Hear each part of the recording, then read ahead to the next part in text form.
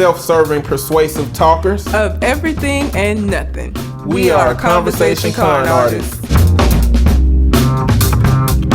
What's going on, people? It's your boy, Mr. On Point. And I am sick of some of y'all shit.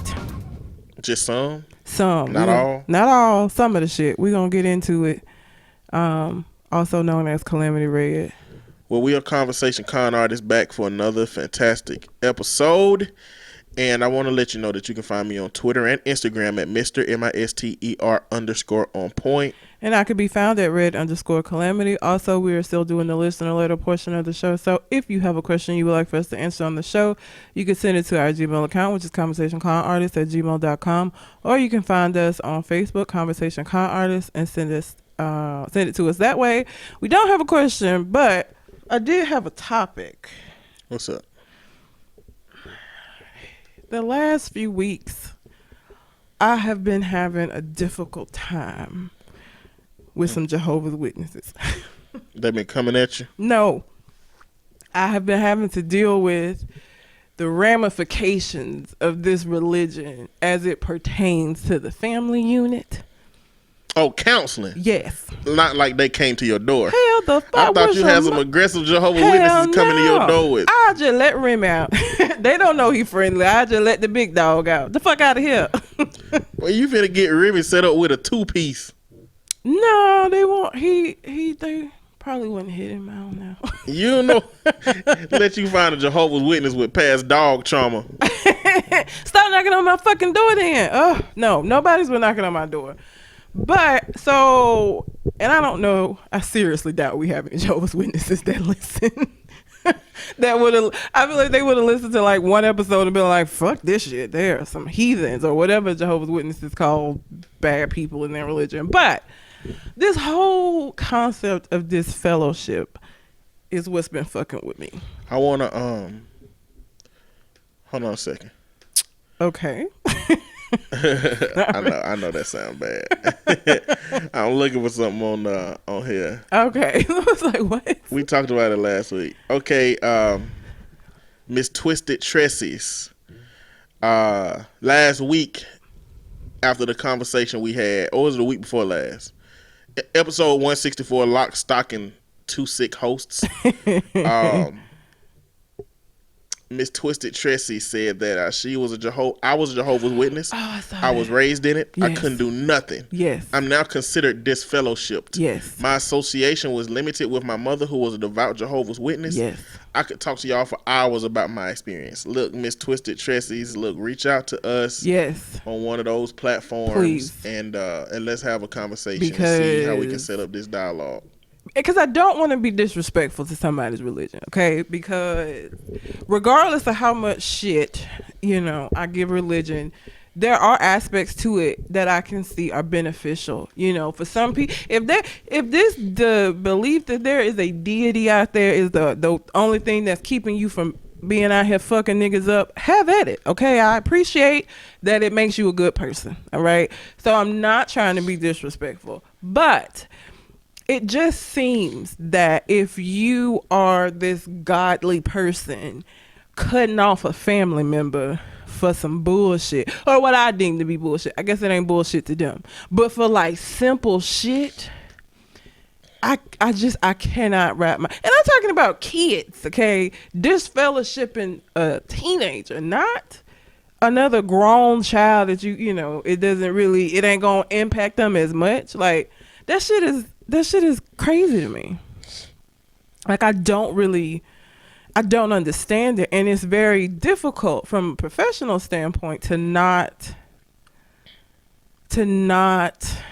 be disrespectful of the religion, because it's like and that's the only thing I hate about religion and therapy, trying to like be, PC and not like step on anybody's toes, but also like sometimes the shit is unhealthy. You're doing unhealthy shit in the name of religion. And so then it's like, what do I do in those instances? Because it is very frustrating, because there's no basis in it other than we don't do this and you did this, so fuck you now. What? Wait a minute. Forever? Like, really? You know, it kind of makes the dialogue regarding forgiveness when it comes to faith. Like, does this particular faith just not forgive? Well, they do, because here's the thing. And I this case is like, so I was an intern, but had a dude who was having trouble deciding whether or not he should stay with his girlfriend. And this is why. The girlfriend, when she was a child, was molested by her stepfather. And that just fucked me all up. His lights just went off. I was like, what the hell? I got a motion sensor. I did not understand what was going on. So, no, it's good. It freaked me out. We in the dark. I don't need it, but I didn't know what was going on. I got a motion sensor, so my lights just went the fuck off, and it kind of creeped her out a little randomly. And I threw my toilet paper trying to get the motion sensor and activated. it still didn't come back on. And I need it. So he had a girlfriend. So the girlfriend got molested by her stepfather when she was a child. Stepfather went to prison. He served his time. Their particular kingdom hall felt like Jehovah was good with him and he'd been forgiven and blah, blah, blah. So they encouraged this woman to stay with her husband, who she never divorced, while he was serving time for molesting her daughter, and moved this nigga back in the house. So, of course, the daughter, who's now a teenager at this point, she got to leave her home and go stay somewhere else so that she don't have to stay with her abuser. And so the issue that the young man was having was that when she left the faith, she got disfellowshipped. So, like, does he follow his girlfriend and support her, or does he stay within the faith? What kind of fucking what kind of choice is that? Like, what? Y'all forgave this pedophile, and we gonna get into another pedophile later on, but so apparently forgiveness is a thing, but what their gauge for forgiveness is, I have no fucking clue. It's like they take everything that exists and put it in a shotgun and just be like, whatever's come out, in whatever order, we'll forgive that shit first. Bow. Okay. But I mean, it's probably just another misogynist system where men get forgiveness much faster than women gonna get forgiveness for the stuff that they do. So you know the concept of this religion, and somebody told me that Christianity is like this as well. I got to look into that because I in my time in the church never heard nothing about no certain amount of people getting into heaven. Maybe it did say that. I'm not gonna say it don't. I'm just gonna say I wasn't taught that. So I don't know about that part. But in Jehovah's, it's a small ass number. I think we talked about this before. It's like 155,000 people. 144,000 people. You know that there are billions of people in the fucking world. Out of all of these folks, 144,000 is nothing. I'm supposed to act good in the hopes that I'm one of these 144,000. And how is this 144,000 spread out over the course of the years? Because how we know they ain't met their quota? They might have met their limit up there already. How is it spread out over all Christian-based religions? You know, like Jehovah's Witness, y'all don't like. I imagine all Christian faiths like would have a stake in that 144,000. So it's like, is the Bible wrong? Is it interpreted poorly? You know, what is their little book called? What is that little book they always trying to give you? What is it called? Is it Watchtower? No idea. Something, I don't know. I mean, and I know that I'm talking shit and I can't help it, but I really would like to understand, because I think it would help me, because every time I come into contact with somebody of this faith, I don't want to be like, God damn, because that's what I feel like now, because every time somebody has sought out therapy from me and they have been with it has been hard. To navigate a lot of unhealthy shit that's being done in the name of religion, because you don't want to infringe upon their religious beliefs. But it's also like, this what your fucking problem is though. Like, this religion, these beliefs, this what your issue is. This is why you're depressed. This is what, like, and so it just puts me in like a limbo. I feel like I'm in purgatory or some shit. I can't, it's too much. I don't understand. You don't get to celebrate your birthday, Christmas, no holidays. It just seems like, the tofu of religions. Just bland and tasteless, and I don't know. It seems conviction heavy to me. It seems like they force convictions upon you to adhere to, and if you don't adhere to them, then we kicking you out. Even with as judgmental as Christians have a tendency to be, one of the tenets of that faith is forgiveness. And, you might have family that call you a heathen and shit. My mama feels some kind of way about me not going to church. But me not going to church don't impact her ability to get in heaven. Right? Me not going to church don't have shit to do with her soul.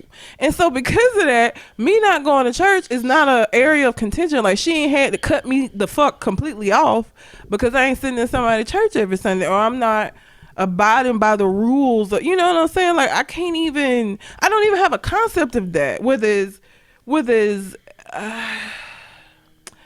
word would I use?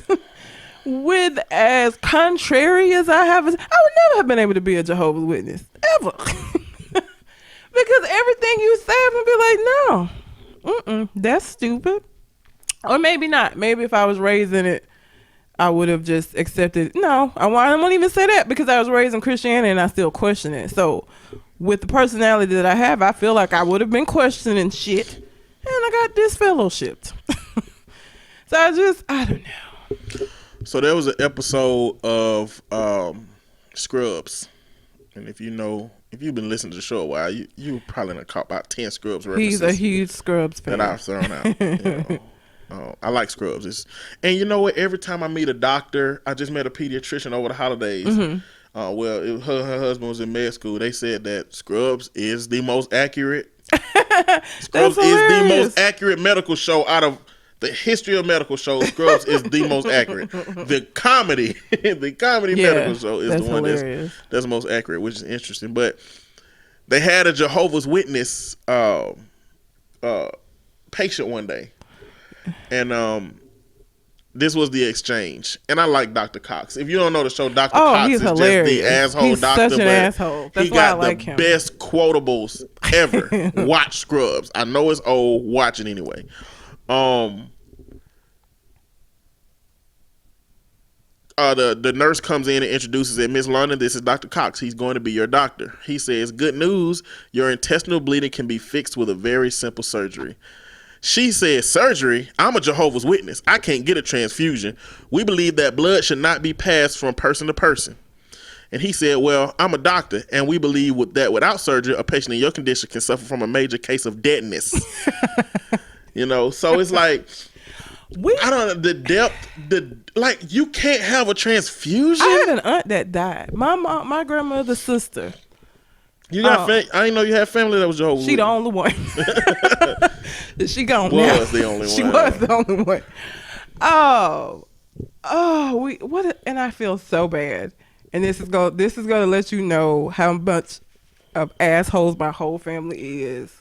I cannot remember her actual name because we just called her Don King all the time. Don King? She had the hair. I don't even know. Oh, well, I feel so bad. Your whole family just called her Don King? Yeah. Damn, what was her real name? Now, was that because she was a Jehovah's Witness? No, it was the hair. She looked like Don King. Had the glasses.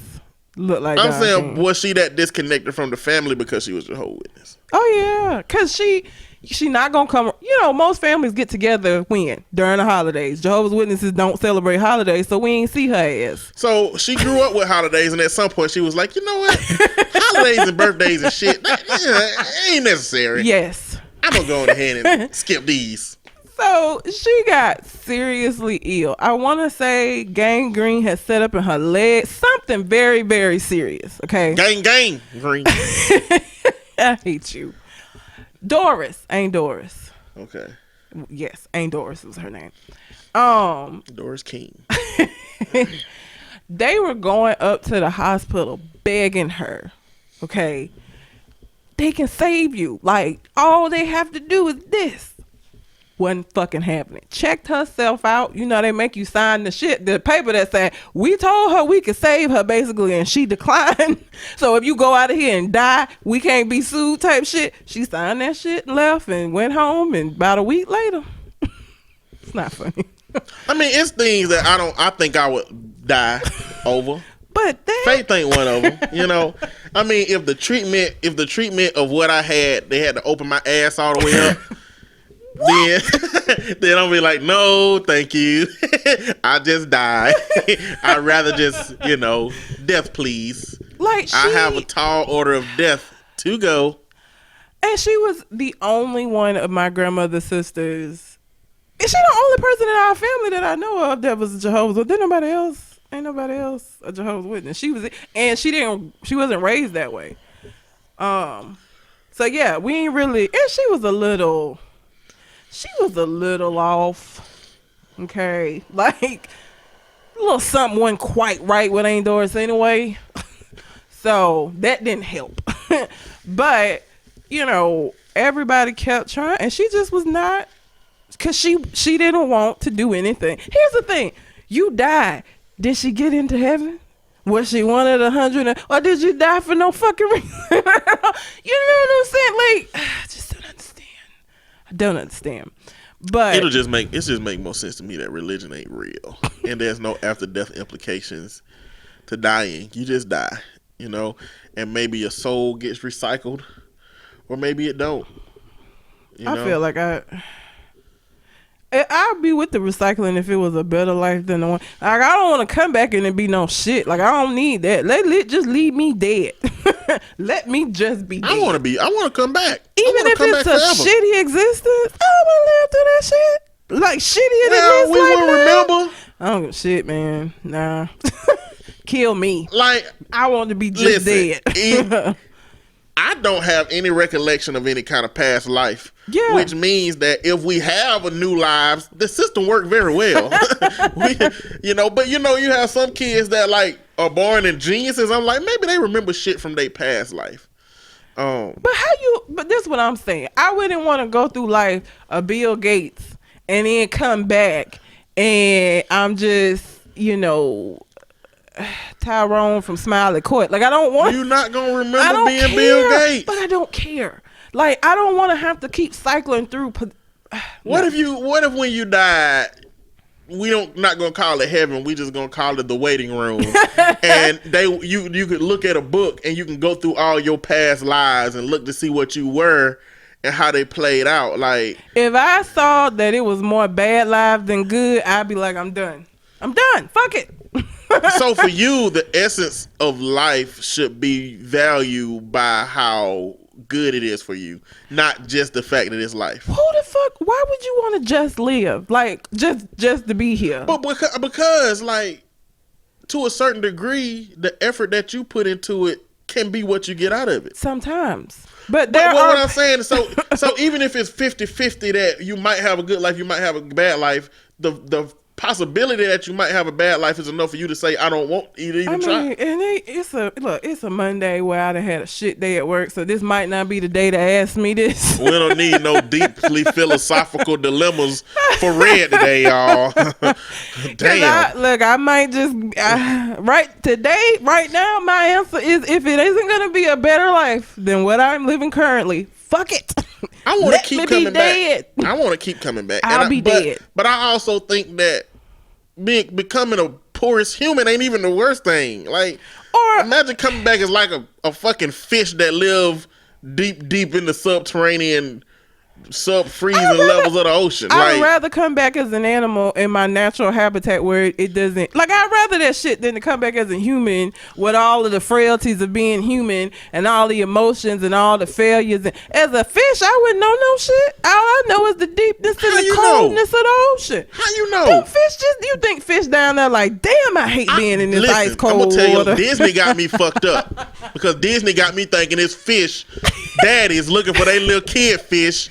And they got me, Pixar got me thinking that it's penguins running around here doing covert ops and shit out here. Like I don't think Disney got me fucked up on animals rolling. Well, like you definitely don't need to go see the live action version of The Lion King because it's really gonna fuck number you up. one, I am going to see the live action version of Lion King. That fucking lion's so cute. I'm just saying, like, who decided to make animals like giving like human qualities and shit? It's like personification. We've been doing why? it forever because it's a safer. One, it's a safer way to tell a story because, you know, a fish is a fish. A fish ain't black, white, Puerto Rican, Mexican. It's none of those things. And so I think that animals are used a lot of times to tell stories because it makes it more universal. It makes the story more universal. If it's just a fish dad looking for his fish son, you know what I'm saying? Like it's just more, it makes it more relatable. I think that's why Disney makes a lot of animal movies. It's a safer route to go because some of the shit, think about some of these movies if it was like a people instead. Well, I guess the people version of Lion King is Black Panther. Well, I mean, you couldn't have a whole human movie underwater. Well, no, but I mean the whole theory of the kid getting lost, that's a whole different feeling. Like it ain't so cute when it's a little fish trying to find his daddy. If it's like little Billy who out here potential pedophiles and shit. Like it changes if it's human. That's because a little kid ain't gonna goddamn end up like Mowgli. He gonna get his ass fucking ate up by Shere Khan on day one. Look, it's been some kids they done found in the jungle that have lived there and can't speak no English. And I gotta go look them stories up. Rabbit. I saw Mowgli. Have you seen the movie Mowgli? I haven't. On Netflix. I saw it's like a different variation of the Jungle Book, yes. I haven't watched it. But I saw the live action Jungle Book with like the real like that. I actually thought that's what I was watching. No. I had no idea. I was like, and at the end, I was like, this ain't the fucking Jungle Book. No, it's Mowgli. This other shit. That's Netflix reimagination of the story. Yeah. But it's not the Jungle Book. They saw how good Jungle Book did. They were like, let's make one of our own versions. Jungle Book, like, I'm looking forward to Lion King. I think that that fucking little lion cub is adorable. And I know that I don't even get emotional when I watch movies. But when that little nigga is like, Dad, come on, get up, gonna take me all the way out. Like, he's adorable. Jon Favreau. You know him? No. He's the one who did Jungle Book and who was also doing Lion King. He's the dude on Iron Man, the bodyguard for Tony Stark. Okay. You know who I'm talking about? Yeah. The dude with the witty dude. Yeah. That's him. That's gonna take me out. That little cub is adorable. He's so cute. What the fuck? They got James Earl Jones to come back and do the man's really gonna fuck me up. He Mufasa. Then he gotta come back on the cloud and tell Simba to remember who he is. Like it's gonna fuck me all up. I feel like Scar was the darkest Disney character. Do you think of any darker Disney characters than Scar? The Shadow Man. Who the fuck is that? Where they from? Princess and the Frog. Have you seen Princess and the Frog? There's a voodoo shadow man that like his friends on the other side. He got a whole number like Scar with the hyenas and how dark and shit that is. This is like bad spirits and bad juju because it's set in Louisiana. The Shadow Man scared me. So I don't even just mean scary. I mean this man killed his brother and was trying to kill his nephew so that he can run the kingdom. The Shadow Man was selling souls. I'm just saying like he was evil. You need to see how you ain't watched the one black princess we got. You got to see the Princess and the Frog. You know the prince wasn't black, but the princess was. The prince was Middle Eastern. But whatever. Brown people is brown people. It's better than what we've been getting. I just feel like they gonna make Scar so fucking dark. They got to. They gonna make him so. They have to. He gonna be horrible. Cause he was horrible. This your brother and your nephew. You don't give a fuck. He said, Do we even know how he ever got the scar? Probably doing some fuck shit when Mufasa might have gave it to him, had to put them paws on. He looked like somebody you had to put paws on so he'll sit the fuck down somewhere. But then look how skinny Scar was opposed to Mufasa. Like, Mufasa looked like a regular lion. Scar looked like a lion with Down syndrome or like just some like body to fit. Like, he ain't getting all his nutrients. Like, he the sickly lion or something. But so in the real world of lions, the lionesses, they had that right. They are the ones that hunt and stuff. Prides have one male lion. Okay, so Scar, he was just being allowed to like basically hang around. They probably was just throwing him little scraps because there's only one male lion in the pride. It's a male lion and a whole bunch of lionesses. Because it was just him and Scar. No other male lions but the two of them. And then Simba came along. It's only one male lion to a pride. So he was just getting scraps and shit. That's why he was so scrawny. Because I don't know what happens in the wild. I guess if a lioness has more than one male cub, like, do he go off to form his own pride? I don't even know how that works in the wild. But I know that two male lions ain't going to be within the same pride. So he was scrawny because he was getting the leftovers and shit. But we got wet. So I guess we need to get in the story. Yeah, I don't even know how we got to the Lion King. But anyway, if you have a question. Y'all just don't understand the depth that we can go into a topic from topic to topic to topic seamlessly. These rabbit holes, and weirdly. Yeah. We do. If y'all was here, y'all would be able to like put us back on path. Yeah. Here we are. If you have a question you would like for us to answer on the show, you can send it to our Gmail account, which is conversationconartist@gmail.com, or you can find us on Facebook, Conversation Con Artist. Do we save Mr. Kelly for last? No, let's just get into R. Kelly Man, right now. fuck that nigga. Let me just start off by saying it. Fuck all of y'all who out here still trying to... I'm just so disgusted. And I shouldn't be surprised at this point with the way that misogyny runs rampant in this and the way that we have a tendency to put people up on a pedestal. And so because we like this artist, these years that people been saying this shit about R. Kelly, this documentary come out, and you still got motherfuckers sitting here talking about they just trying to tear a great man down. Fuck you. First of all. Like, I don't understand why it's so difficult. And as a woman and recognizing how molestation happens in communities and people turn their back to it. And as a therapist, seeing these grown women who grow up and have all of these issues, for people to say, well, since you didn't say nothing back then and y'all just trying to get, like, fuck y'all. That's how I feel about that. Let me tell you what I think happened with R. Kelly. Okay, I think R. Kelly and his brother were molested by his sister. Abused by their sister. Yes. Who was 14, 15 years old and at the time. And probably had been abused herself. That abuse was going on. Yeah. And I think what happens in certain type of minds of people who can potentially become pedophiles, their brain becomes fixated on that age. So when he was 10, I think that his brain said, I'm going to forever be sexually attracted to 14-year-old, yeah. And not every brain does that. No. It's just only certain type of people who would embrace that experience as such would do that. Yes. And I think that because of that, he had that predisposition to 14 and 15-year-old girls. Now, I don't know if R. Kelly would have naturally become a celebrity, or if he felt like maybe becoming a celebrity would be the path to how he can have access to these women. Because it's clear that his money, fame, and influence have been a big part of maintaining these relationships with these women. I think it happened on the back end. I think he wanted to be successful just to be successful. And I think in the process of, he realized what that success meant for this predilection that he already had.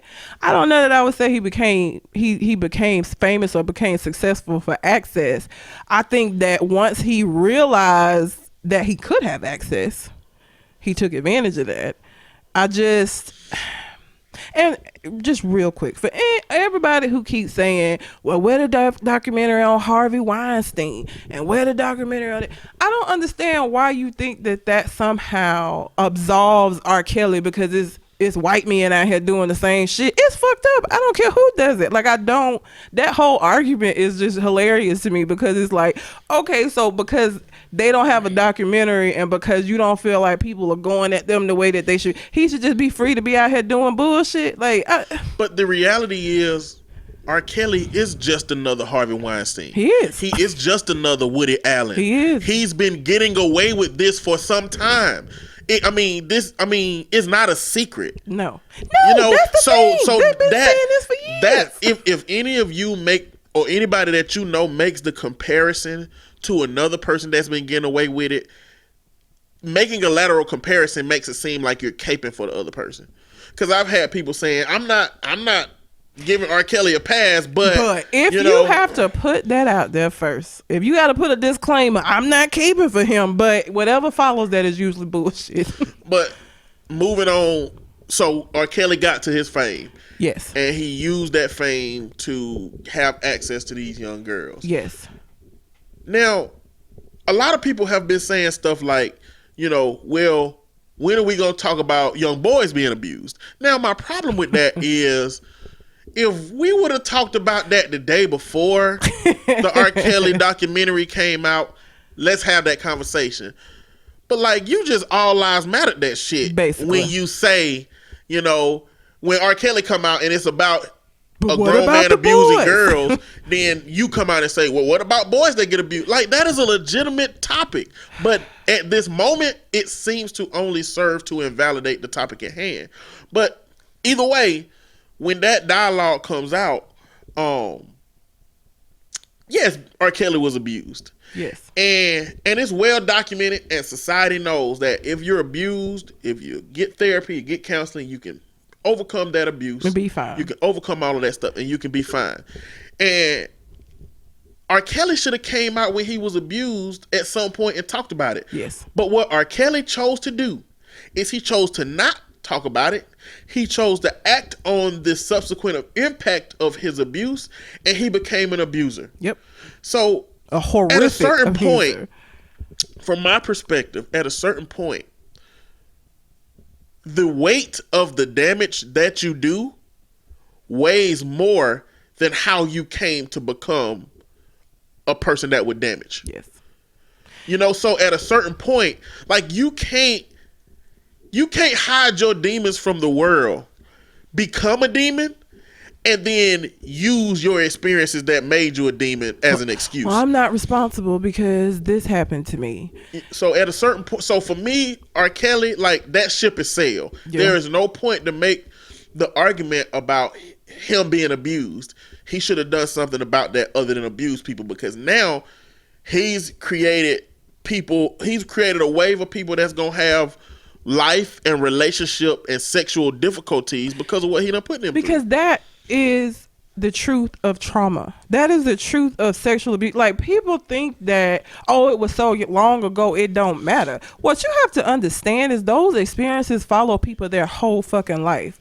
Those experiences are things that people spend their entire life trying to move past. So for you to say, it was so long ago, it don't matter, or it was so long ago, why is this still? Because that person has to live with it every single day of their life, while he was moving on to the next young girl, while he was moving on to his next victim. The people he had already victimized was trying to figure out how to continue their life in as normal of a fashion as possible, considering this traumatic ass event. So for those of you who don't understand how trauma works, it is not some shit that just goes away. That shit don't go away at all. If you lose your mom today, 20 years from now, you are going to still feel that loss, because that is what happens when you go through something traumatic. It sticks with you. It don't just go the fuck away. That's not how that works. And so it's just, and I'm not surprised by the apathy, I would say, that some people have about this subject and how they are still able to cape for him. I'm not surprised. I guess I'm just disappointed because it's just very sad. And it's it's just exhausting. Like, it's just exhausting. So I'm going to talk about kind of where I am with the idea that people are still going to support R. Kelly and people are caping for R. Kelly and all of this jazz. Because this is what I had to go through with the Cosby Show, you know? Oh, yeah. Because R. Kelly means nothing to me, but he means something to somebody, and he means a lot to some people. Can't even. Well, I'm just saying, I mean. No, a lot of his music is, I think we talked about this before, is like sex based. It's just creepy to me to listen to this shit. Like, I don't know how somebody can still. And I mean, I understand that. I understand that from your perspective. Yeah. But like, what kind of toys did you play with when you was little? Did you do My Little Pony? Did you do Cabbage Patch? Did you do Barbie? I did Legos. I was a Legos. tomboy. You was a tomboy? Yeah. I didn't really have. I had some Care Bears. We'll go with that. Care Bears. Yes. If we found out today that the creator and the owner of Care Bears was a synonym for all of the different underground sex cults that this person was carrying, I mean, I'm just saying, it'd be like, creepy. it would be creepy. But the question I've been faced with was, do you have to retroactively apply the horrors that you find out about that person or that thing today to the experience you had with whatever entertainment they created? I guess for me, because this is so closely matched, like, he had sex with underage girls. He sings about sex a lot. So listening to his sexy time songs makes me think about the fact that he was having sex with an underage girl. Like, I can't separate it because it's so close to what the problem is. I can't separate it either. But It's weird. but somebody can. Yeah. Somebody can there's plenty of separate it people. because the music they listen to was just a reflection of the relationship they were having with somebody at that time. And to them, that's what it meant. So I'm just going to give you my perspective. Okay. And then I got a rebuttal for that point, but go ahead. Okay, so this is how I look at it. I don't think that we have to go back and retroactively apply somebody's current bullshit to the value that we found in that thing. You know, because imagine how many weddings and anniversaries and all kind of events that have had R. Kelly's music tied to it. Imagine how many churches done played I Believe I Can Fly. Like, it's so many different... I'm just saying, it's many different events where that has been a variable. Mm-hmm. I don't think we have to go back and look back at those things that we've participated in, that we value, that is a part of our lives now, that is intertwined in our fabric of our existence, and somehow make that mean less. You know what I'm saying? However, I just don't think you should support that person anymore, however that look. You know what I'm saying? Like, it's going to be, to me, that's a hard sell to, like, I don't watch the Cosby Show no more. I still got the DVDs. I'm not going to put them in no more. I don't care to watch it. Yeah. Because, one, I feel fucking bamboozled as fuck by Bill Cosby, okay? Bill Cosby was the con artist of the goddamn decade. Or the century, hell. It's like, I feel like a sucker-ass sucker watching the Bill Cosby Show, number one. And now I feel that way about R. Kelly, but more so with R. Kelly, I feel like that because he was not singing to the people I thought he was singing to. Yeah. He was singing to teenage girls. And you know what? It's cool to sing to teenage girls. When you're a teenage boy... what's his that? Tevin Campbell was singing to teenage girls, but Tevin Campbell was a teenager. and who he was singing to moved up as his age exactly. moved up. The rebuttal I have, or not even a rebuttal to you necessarily, but it's just so funny to me that people, especially dudes, are like, y'all should be able to separate the artist from his life and what he does. But when Frank Ocean let everybody know that Thinking About You was about a dude, niggas lost their mind. Oh my God, he's singing to a guy. I can't look at the song the same way. When Sam Smith had all of those lovely, nice love songs, and then everybody found out he was gay, I can't look at it the same way. He's singing to dudes. Oh, it's so hard. So you can't separate it when it's somebody that's homosexual talking about a homosexual relationship, even though you love the song, had no problems with the song, till you realize who he was singing with. But I'm crazy for not being okay with listening to Bump and Grind, knowing that it was a 12-year-old. Like, get the fuck out of here. If you were one of those people who had a problem with Frank Ocean when he came out, and you realized that Thinking About You song was not about a girl, it was about a guy. If you had a problem with that, then you should be able to understand why everybody else is having trouble disconnecting these two things. Because if you, again, had a problem with that, it's the same shit. But it's not the same shit, but if you are saying that you don't understand why people can't separate. I had a whole conversation with AC Blow about this because he was a fan of Sam Smith. And when he found out he was gay, he was like, man, nothing changes in the song. He's singing about, like, he never uses pronouns. Song don't change. You just know now that he's gay. So now you, in your mind, oh, he's singing to a dude. Prior to that, there was no pronouns in the song. Song is exactly the same. Your perception has changed now because, he was writing about a dude. And and I think that's a problem with how people interpret music. It's not about who they singing to, it's who it means to you. When I guess when these same people listen to R. Kelly singing about having sex with a woman, what they imagine in their head is R. Kelly having sex with a woman. You know what I'm saying? Like, they're literally picturing R. Kelly in his Timberland boots with his shades on, or either his Piper mask on, in a room with a woman, probably who looked like Fancy from Jamie Foxx, just because we know, or either Shantae Moore, one of them, because that's just who he done videos with. I guess you imagine that. That's not how I listen to music. Pied Piper. There were so many signs. Do you know the story of the Pied Piper? We talked about this before. We talked about the story of the Pied Piper. The Pied Piper was singing songs and luring children away from the village. What the fuck? Like, I don't know how he came about that nickname. I don't know if he gave it to himself or somebody else gave it to him. But it is just amazing how well it fits. R. Kelly can't read. Somebody told him that. R. Kelly ain't read no damn Pied Piper, no damn fairy tales. Somebody told that man. The Pied Piper. They didn't tell him the whole story. They was like, the Pied Piper be playing music and people love it, right? He was like, oh damn. I want to be the Pied Piper. It wasn't people. It was because the grown folks stayed. It was the kids that followed him out of the village and was gone because they didn't pay him for cleaning out the rats. So apparently the documentary just exposed so much stuff. Like, we knew what we knew. Mm-hmm. We knew that there was a video of him maybe peeing on somebody. We knew that there was these stories here and there of him capturing these women and stuff. But like the documentary, and I didn't see it. I only saw breakdowns and read. I didn't see it. I ain't watching that shit. I don't want to see it. I didn't have to see it to believe that R. Kelly was horrible.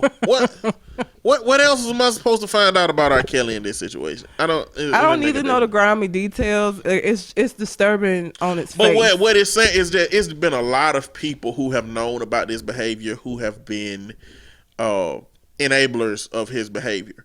Like, nobody in this whole process said, like, we gotta stop this man. Yeah. You know what I'm saying? I'm very surprised at the celebrities that have come out against him. I wasn't expecting. Tank. Like John Legend. John Legend was in the documentary. Chance the Rapper. Yeah, he was like, fuck y'all if y'all got a problem with me being in the documentary. I did what I felt was right. Who else?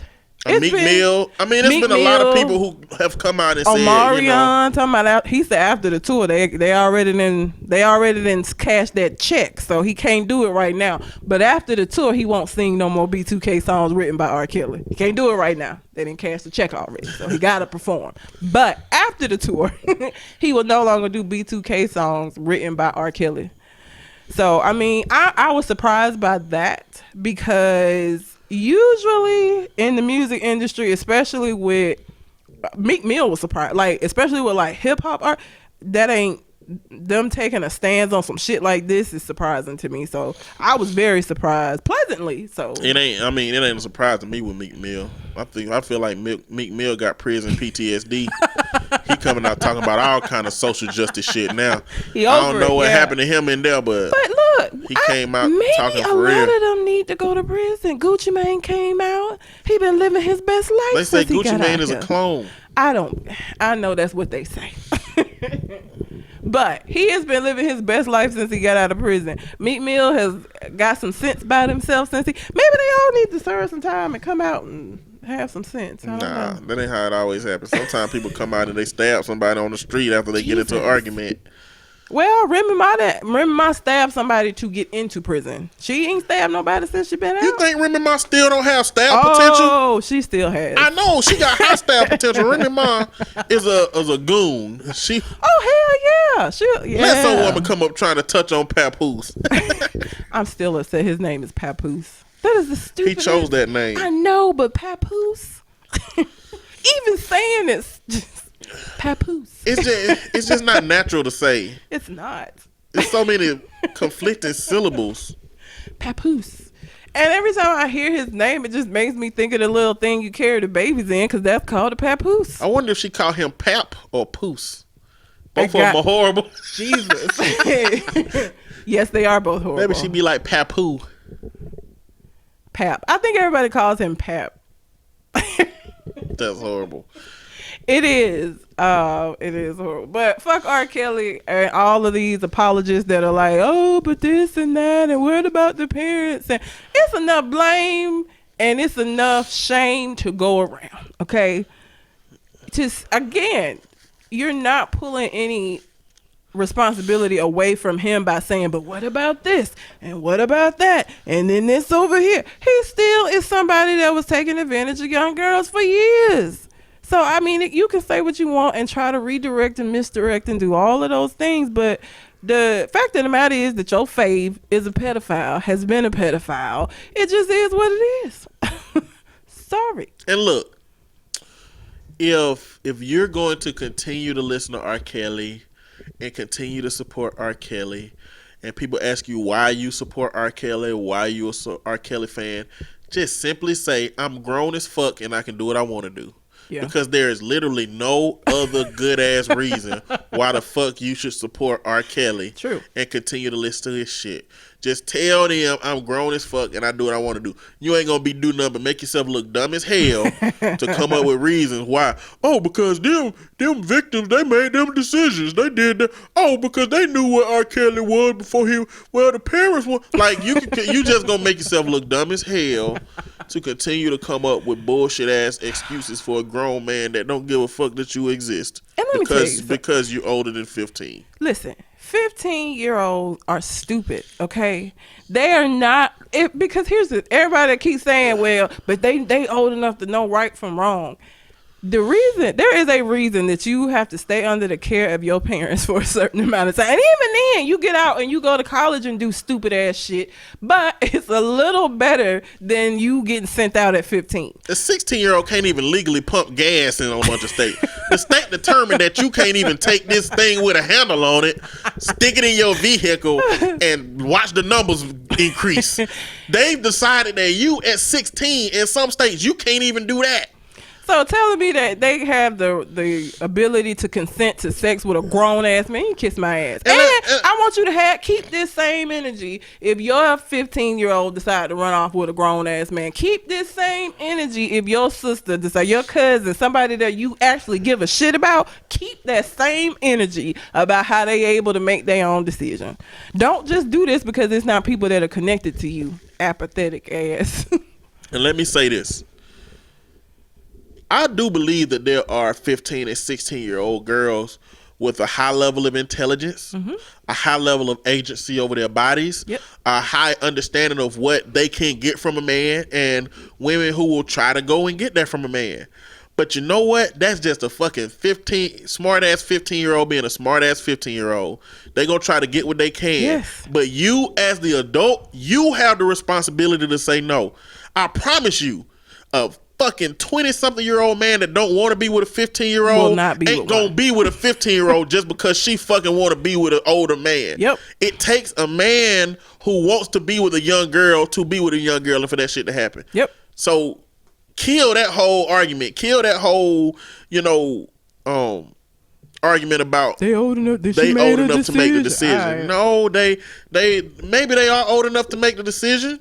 You know what I'm saying? Just like a fucking 8-year-old is old enough to decide to put the fork in the plug, but just because they can hold the fork and can reach their arm out, don't fucking mean that it's a good idea for you to let them do that shit. Well, he decided he wanted to stick. Please let me know how DHR responds to that when you tell them he wanted to stick it in there. He just stuck it in the socket. And you finna have an 8-year-old shish kebab on a fork because and your you finna ass, be in jail. and you finna go to jail because you age.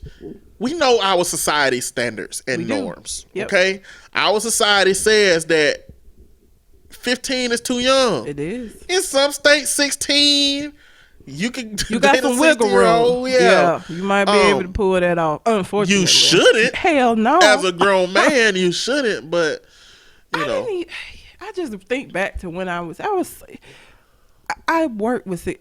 I don't understand why anybody would want to date, have sex with. They drive me crazy. Like the teenagers that I work with, I sit and listen to them talk, and I'm just like. Oh my God! I don't understand.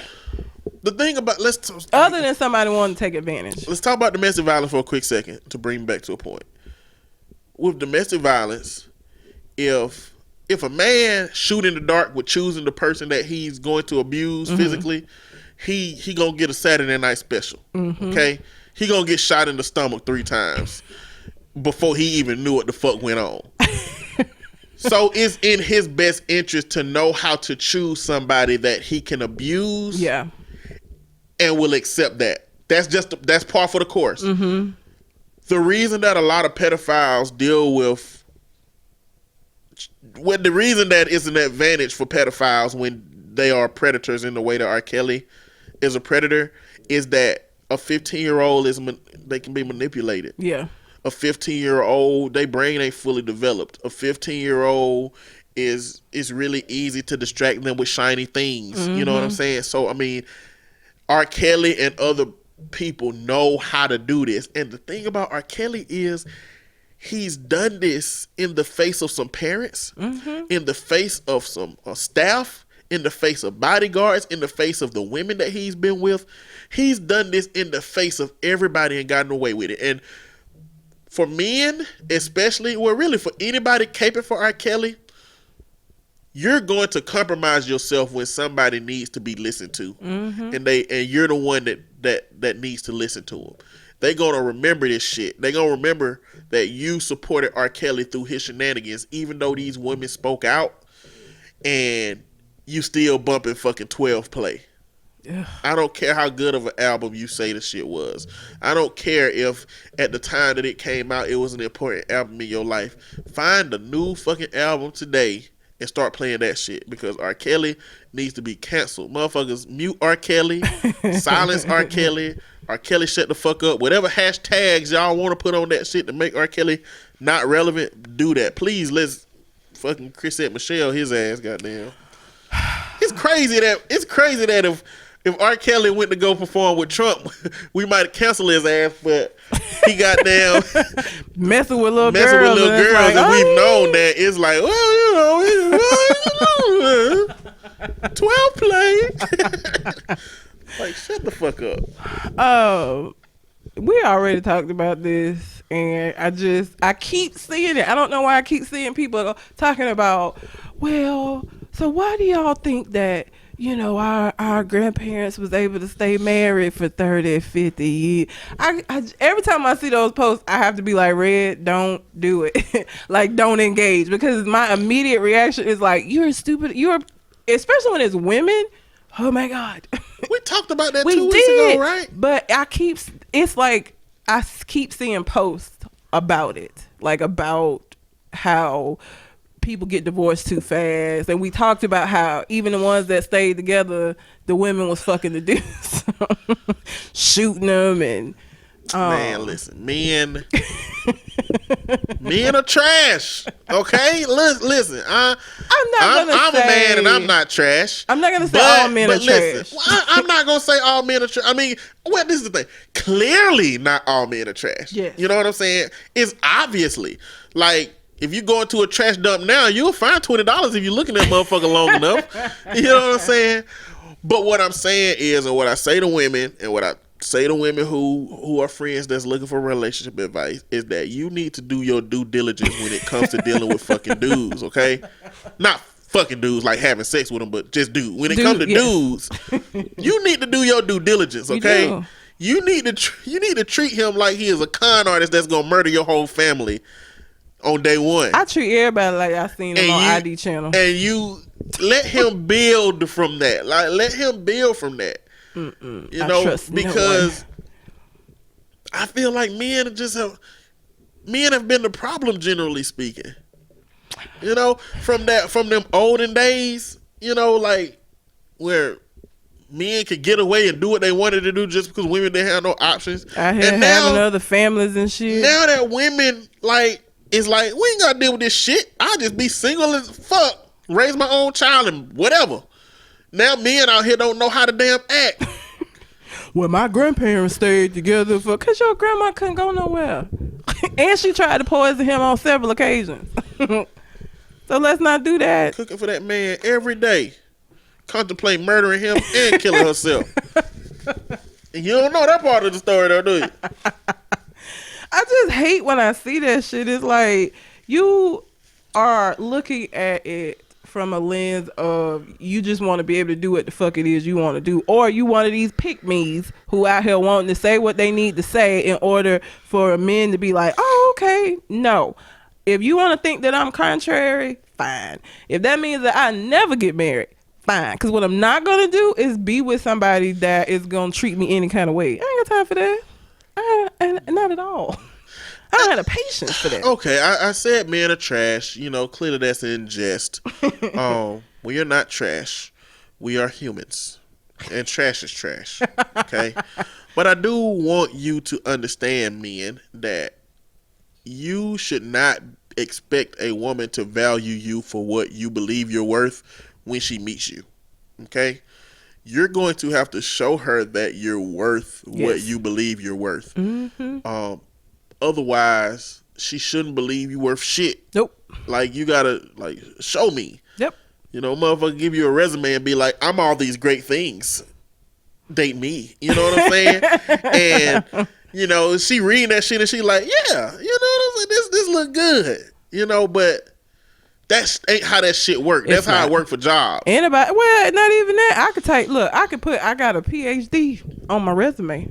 But when they go and look for that shit, you gonna catch me if they can, your ass. Catch me if you can. You seen that? Yes, I have. With Leonardo DiCaprio, he just faked his whole life.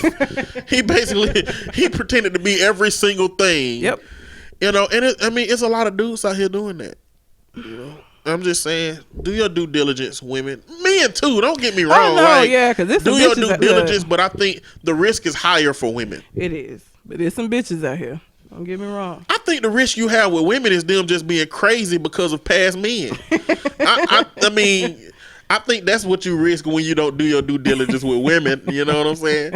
Like you get your food from McDonald's and y'all get to the house and you say something that trigger her and she knock all your food on the floor.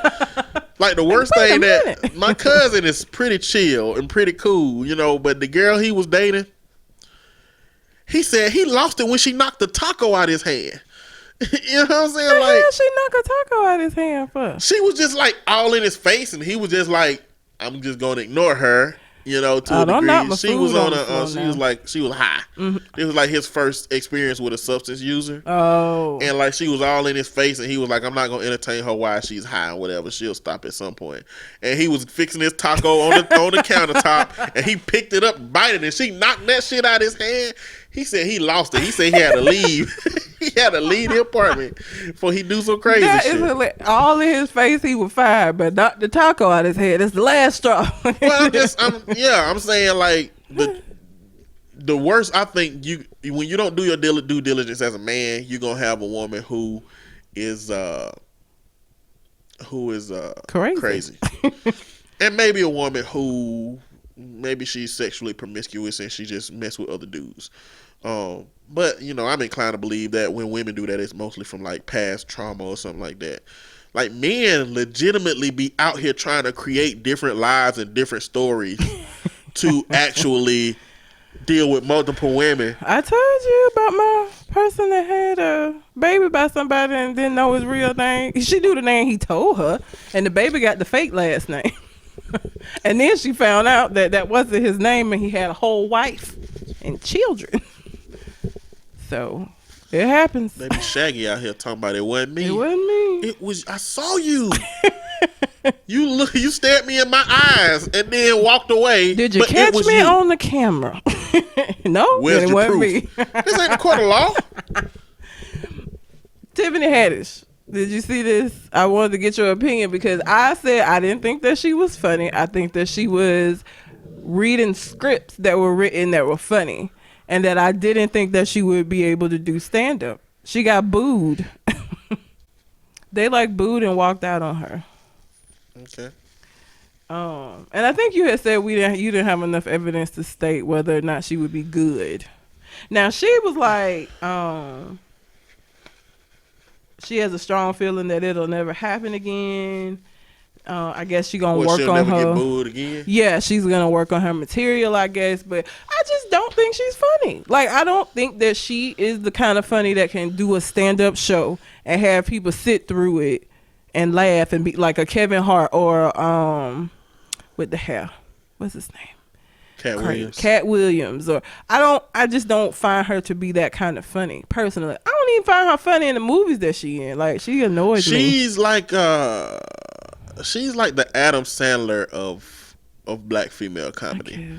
She's like it to me. It seems like she's a prop comic. She got to be overly animated. Adam Sandler's humor comes in shit like jumping out in front of a car and getting hit like Big Daddy and stuff like that. The little shit he do. Or Jim Carrey. Yeah, I don't really know. I don't know if Adam Sandler ever done stand up.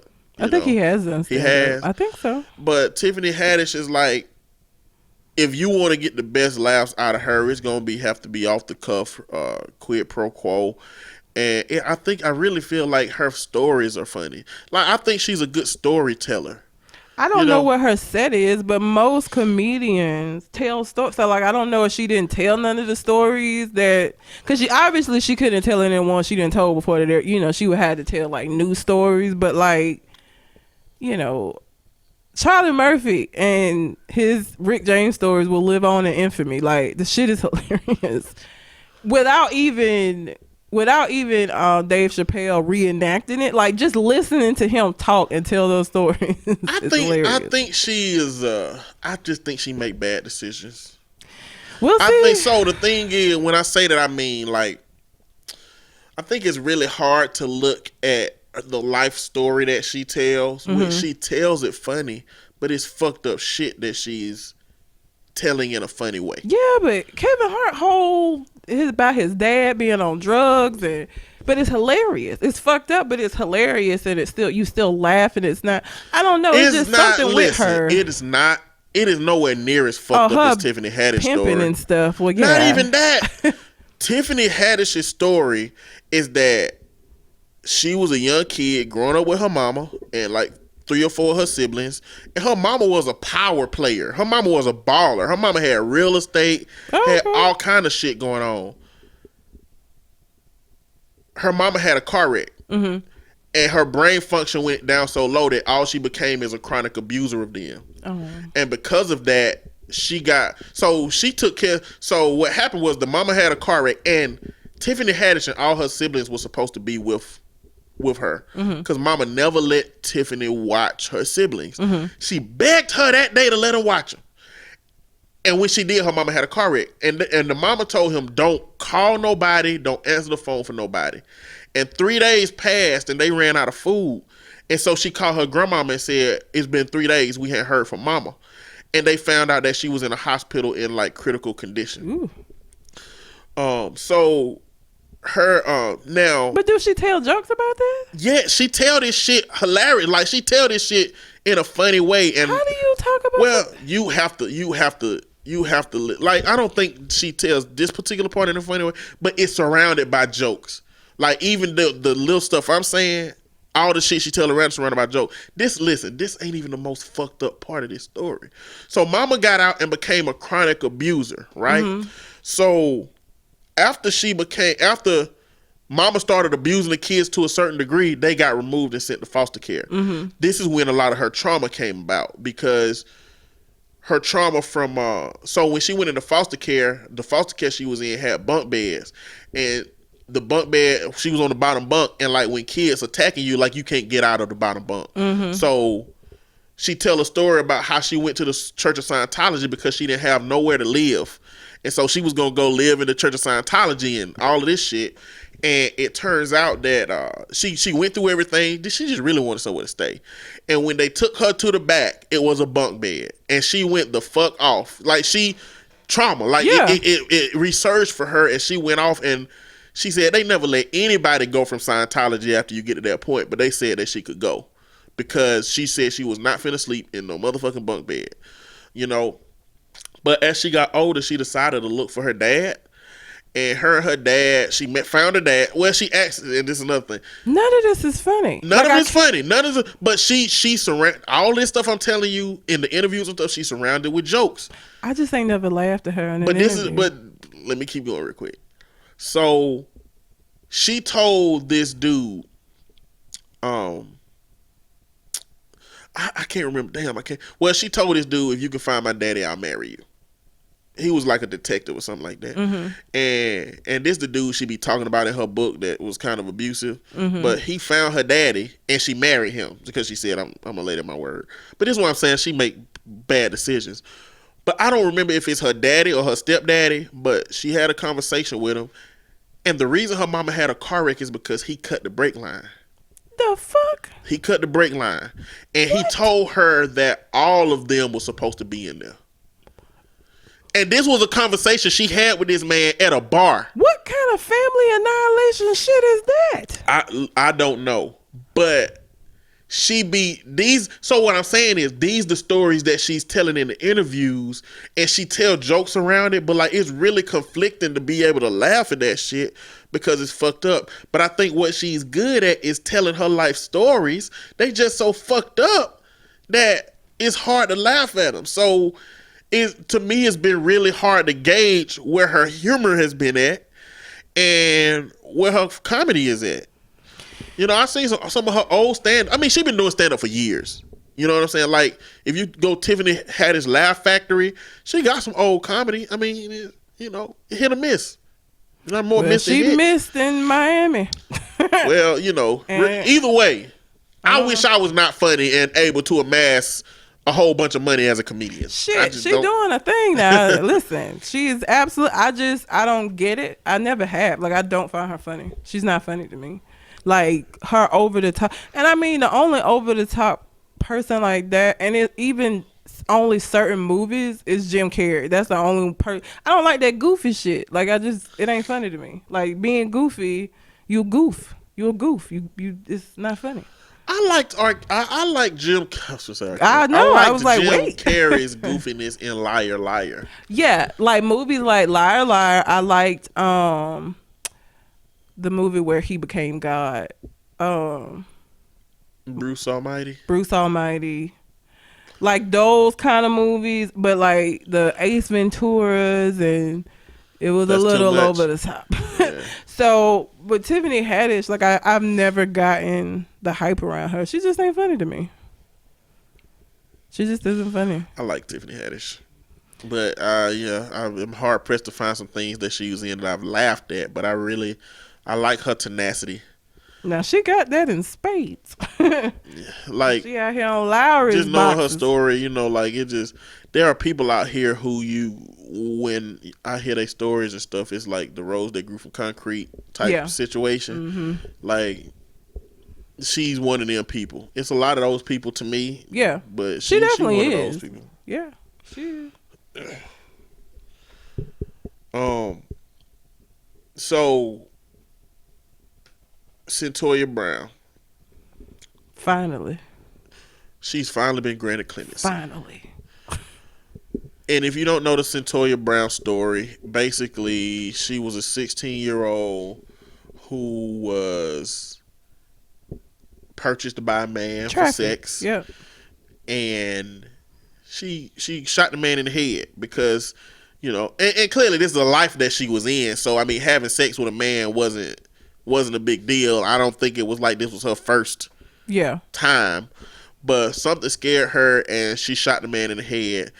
And I guess she took his money and took his wallet, and they used that as a way to say that she shot him intentionally. She met with him to rob him, shot him, robbed him, and then took his money. Meanwhile, you got all these people being granted clemency and shit over bullshit. And this young child is locked up. And they was determined not to let her out. I mean, it had to be a lot of hell raised at this point for her. Well, she really never should have got to this point, because in Tennessee, there is a law or a statute or something that says that any child 16 and under that is participating in a sex crime can't be a suspect. It don't really even matter. Mm-hmm. If there's an adult and a 16-year-old or under who has a and it's a sex crime, they can't be a suspect. Because a lot of times these girls are being trafficked and being forced to do these things. But this dialogue gets into a much, much bigger system with the justice system, because you can have a statute like that and you can have one lawyer who may know about that and the one defending her who may not. You know what I'm saying? And they created a story that made her seem guilty, even though she was a child. Being like, they sat here and tried to uphold a sexual predator, just because he died. But that being said, that neither here nor there. We talked about that before. The governor of Tennessee granted clemency because I think this is his last term, and that's the only reason. He get to leave. He ain't got to worry about it. He get to lead his legacy. He didn't have to worry about not being reelected because of that choice. And not only that, but like, she went into the damn jail and became got educated. Yep. Done started programs at the prison. Yep. Like the epitome of what we say people go to jail for.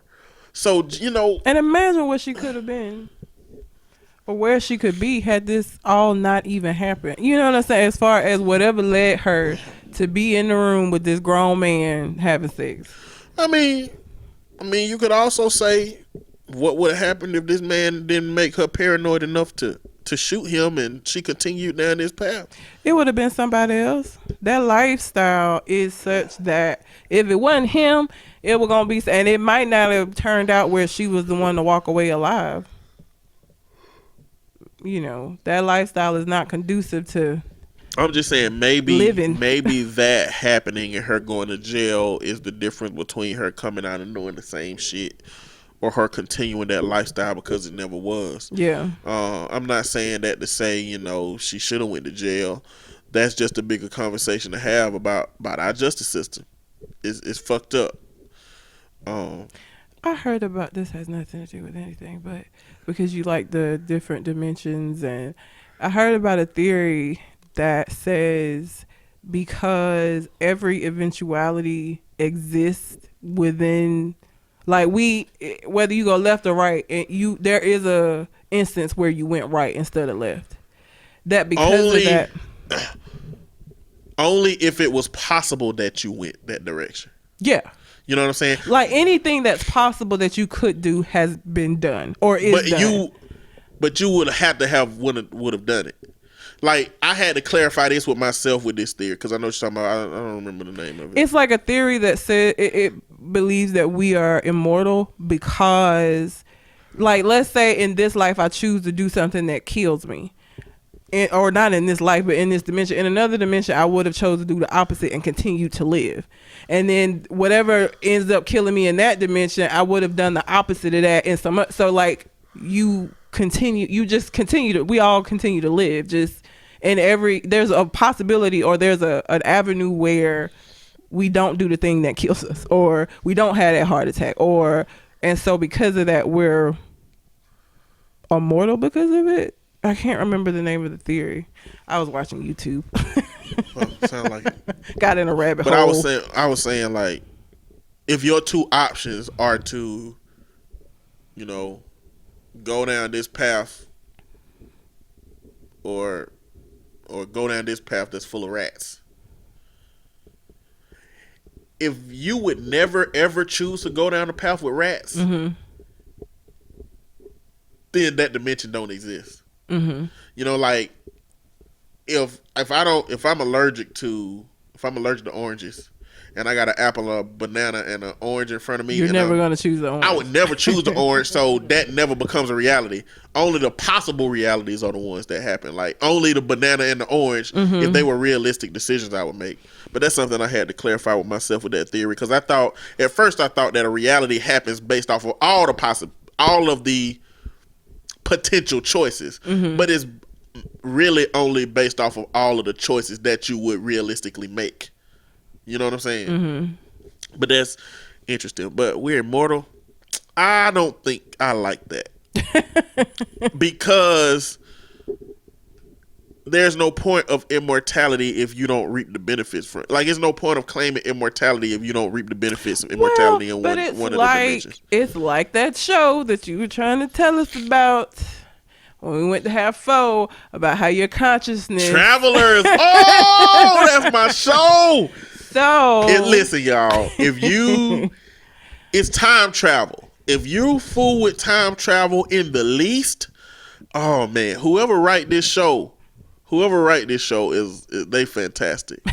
It's a Netflix show. It got the main character from Will from Will and Grace. Too complicated. Yeah, you told it is. Listen, it sounds too complicated. The show is complicated. It's very complicated. It's like when you start a job and it seems overwhelming, but like a month later you doing your thing at the job. I don't think that Travelers is gonna be like it will when you get the foundation of it. It's such a complex concept. But I said that to say that if it's the same way where your consciousness, I mean, I guess you wouldn't, that version of you in another dimension, because you're not going to be interconnected, would you, if you're in different dimensions? No, you ain't connected to nobody. So, yeah, I guess you wouldn't reap the, but who you are is immortal, not you yourself. I don't know. Shit about Travelers up. I'm gonna talk about Travelers. Okay, oh my God. So I'm gonna tell y'all how complicated. You mentioned how complicated it is, so I feel like I have to do my due diligence in helping people understand. They're okay, not gonna understand. All right. You already know that this is a time traveler show. So this time travel show is based on the idea that the Earth is fucked up in like hundreds and hundreds and hundreds of years from now, like really, really bad. But the technology is so advanced that they have created a system where they can transfer the consciousness of people from the future to the consciousness of people in the present. The problem is when you transfer the consciousness from the future to the present, that person dies. They are literally no longer themselves. They are the same. The body still work the same, but their consciousness, the essence of that person who they were, is gone. So in order to avoid issues with the timeline, because clearly the world became that way because everybody lived as they should have lived and died as they should have died, what they do is they take over the consciousness of a person that historically was going to die anyway. They just live on. That way they don't impact the world in the context of somebody who wasn't supposed to do anything else. They just use those persons' new existences to do things that they think are going to change the future from happening the way that it happens. And yes, that is confusing. Yes. But after like 3-4 episodes, when you get the foundation of what that shit means, it is just a good ass ride. I'm gonna let you have it. I can't do it. Good ass ride. It's too complicated. Whatever. Whatever you say. Simple Sally. Listen, y'all. I'm trying to get her to play games that have a whole bunch of choices, and she just like, I just need 2 choices. Like, listen, Night Shift was a better game than what was the other game you had me playing? You can't determine if it's better or not I because can. you finished. I finished a couple of lines on Night Shift, and you have not even played Detroit Become Human again because it's too many options. No, I feel like once you get into the story, it will become a more valuable experience to you. I wanted the if you play more, which you will, you are going to be able to get some answers to some of the questions that you established when you played first. But Night Shift, in its simplicity, I got the answers quick. How did that turn out for you? It didn't turn out well because I have not figured out a way to end that shit without him getting locked up. bullshit. It's like, well, never mind, because you still have you watched Bandersnatch? Not yet. I'm never gonna be able to talk about this with anybody because none of you Negroes will watch it. I'm gonna watch it soon. Damn it! I'm having to sit on it because I don't want to ruin anything. Oh, I hate y'all. Nerd plate, I'm talking to y'all. Government name, I hate all y'all because none of you have watched Bandersnatch. So I can't talk about this with anyone. Just have to sit on it. Hate y'all. Was that your story? That was my story. Cintoya Brown, I'm glad she got out. So she gonna do great things. Or at least live the life she want to live. Yasmine James. Yasmine James is the name of the McDonald's employee that put them hands on the man that came in. Oh, dang. I forgot about that story. So he got arrested and she came out and she actually takes boxing lessons. She takes boxing lessons. So she was boxing him out with what she learned in her boxing. So if y'all haven't seen that video, it's a picture of a man. I guess it don't make a difference that he's white in this situation, but it's a picture of a man. Well, his whiteness came out right after that, but it's a video of a man who apparently we caught it right when he asked her for a straw, and I don't know if he asked her problematically, but she was standing right there like unconcerned about his straw. And he reached across and grabbed her shirt and tried to pull her across the counter. And if you notice, like, it looked like her feet might have came up off the ground. They did. Like, it was a jerk that he took with her. And when I tell you, she delivered him a 20-piece nugget with her hands. She boxed the shit out of him. And I can't even watch the video because I get so upset at these grown men standing around watching this man manhandle this girl. Well, she was boxing him out. But regardless, y'all, if you are with me and a man come snatching me up and y'all don't do shit, I'm gonna have a problem with y'all. How you gonna sit down and sit here and watch a man handle me and don't nobody do nothing? If I know you taking boxing lessons, then you might be more equipped for the situation than me. I don't take boxing lessons, okay? I'm friendly to everybody. They probably, them her co-workers, and it don't look like, obviously they not that damn close. So they didn't know she was taking boxing lessons. For all they know, he could have yanked her across the counter and she could have got hurt. Let me just tell you this. If Shogun ain't with us, I'm messed up because ain't none of the rest of y'all gonna do anything. I ain't saying you're not. I am. Shogun is the listen. only one who would stand up and do something. Listen. Thank you, Shogun. No. He is. No, he's not. No, he's not. Potentially. Let me finish my statement. Go. If Shogun ain't there and it's me in that situation, you and me are gonna be the equal level of surprised at what I do. I just can't tell you what it is.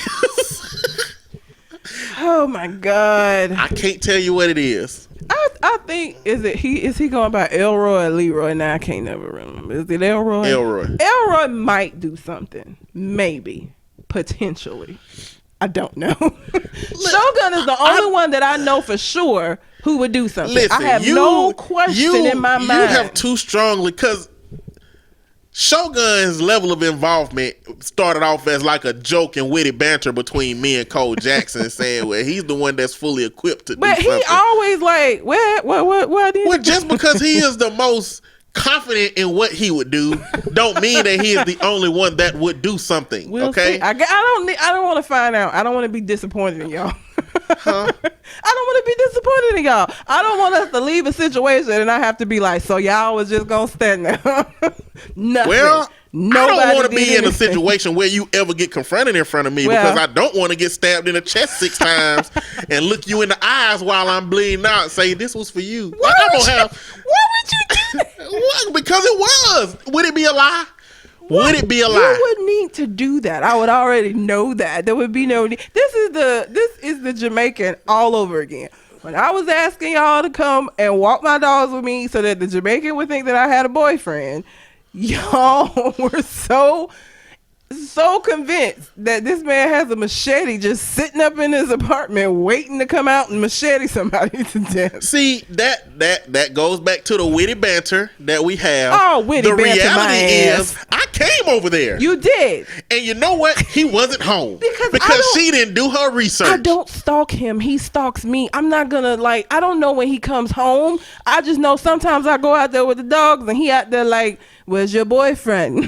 What I'm saying is I never see you with anyone. You can't construct a plan to figure out how to get this man off your back without researching the plan. Your ass done seen the Ocean's movies. They don't just say, let's just go into the casino and see what happens. Maybe we'll walk out with all the money. They don't do that shit. They plan, they come up with a whole system, and they create and organize, and they figure you didn't even have the organization. So I don't want to hear no bullshit about how we want to come over here and walk your dogs. You did. You came over. I think Cole has done it. I don't know. He didn't do it on purpose. He just happened to be there, and he walked the dogs with me. Every time, no, the Jamaican's never out there. He never is outside when anybody is at my apartment. When I'm there by myself and I go out, like I'm saying this shit now, when I go home and walk my damn dogs, he gonna probably be sitting out there. How you do? Like I get on my phone and try to just ignore him and hope that he don't say shit. Like, oh my God. You've been seeing this man roaming around long enough to realize that he is not a threat. I just don't believe that. I watch too much ID channel, and so that's your own paranoia. But you get comfortable, and then boom, I'm gonna be missing this shit. No, I gotta keep on alert. I live by myself. I don't have time for this. I gotta make sure I'm aware of my surroundings, and I don't want y'all to forget about the Jamaican, because if I do come up missing, he is gonna be suspect number one. Because right now, should nobody else be kidnapping my ass? So if I come up missing, I just need y'all to have the Jamaican at the forefront of your minds. That's all. I'm going to tell them to look for mango juice, remnants, and jerk chicken fragrance. Did she smell like jerk chicken and mangoes? Were there any like machete? I hate you so much. Play around her body? If so, it was the Jamaican. I know exactly where he lived. He be sweeping his sidewalk. He sweeps it. He still does that weird shit. He still does that. And I saw him this weekend. Thankfully, I was on the phone. And so I'm on the phone. I had the dogs. And so I don't even look like I try to not make eye contact. Because he'll be standing there like if I make eye contact, he's going to like motion me over some shit. So I just be Ray Charles to the shit. Like I don't... Like I don't see him. All right. Even though I see him out my peripheral. Oh my God. Thank you, Shogun. I believe that you would help me. The rest of them we'll have to see. You making me really want to not help you when something happens. I mean, you really driving that shit home. You know what I'm saying? Like you're like the rest of y'all ain't shit. Thanks, Shogun, for something that we don't even know would or would not happen. Now I fully have confidence that Shogun will, fuck somebody else. I have fully confidence in that. Karate man. Yeah, he got martial arts in his background. He does. I ain't got none of that shit. I don't have the confidence. I've never even been in a fight. For this white man in this McDonald's, you didn't have to have no... I mean, she boxed him out. She way littler than him. She boxed the shit out of this grown man. And she like 5 foot nothing. She beat his ass. But what kind of man am I to assume that a woman can't handle her own? Don't give me that shit. What you mean? Don't do that. What do you mean? Do not do that. You so full of shit. No. How am I full of shit? Don't do that. So you gonna use no.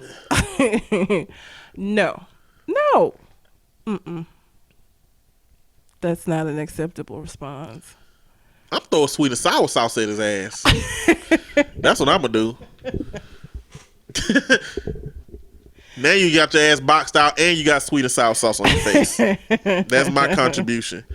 Look, that shit happened real quick too, man. It did, but like the dude that was grabbing her, I don't know if it would have been better to like go around the other side or what, but he had his hand. I don't know. He never let her go. He had her by her shirt and she working that face. And maybe he did that on purpose. Maybe because you know what happens when people get in a fight and you grab your homeboy, like you trying to stop your homeboy from fighting, so you grab their arms and then the other person just hit him with the one hitter quitter, and now you didn't do nothing but get your homeboy mollywopped.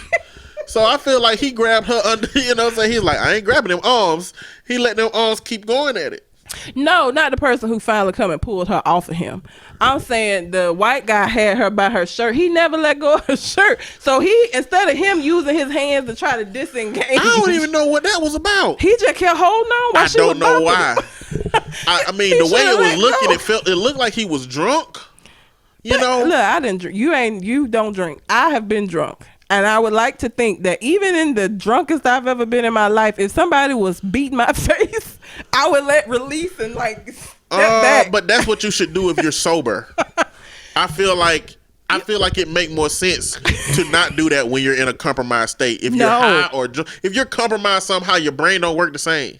It doesn't, but you still. So if between a person that is sober and a person that is intoxicated somehow, you think which one of them do you think would let go of the shirt? Obviously the sober person, but I'm telling you still experience pain.